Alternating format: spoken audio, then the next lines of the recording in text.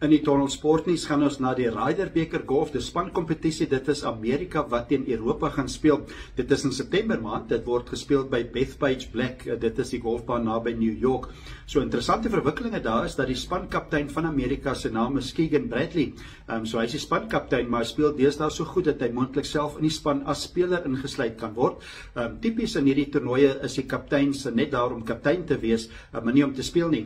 En dit is Keegan Bradley wat die afgelope naweek die Travelers Kampioenskap gewen het op die PGA reeks, en hy is nou 9de op die ranglys van die Ryder Beker ranglys. Die top 6 is outomaties in die span, en dan moet die kaptein nog 6 spelers kies. So sal interessant wees of hy homself kies.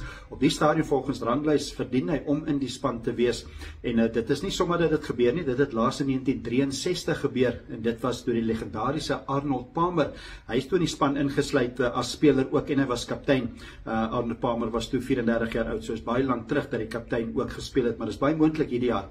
En dit is die toernooi wat gespeel word die 25ste tot die 28ste September daarna by New York, en dit is die kaptein van Europa wat nie gaan speel nie. Hy gaan definitief net kaptein wees. Dit is Luke Donald.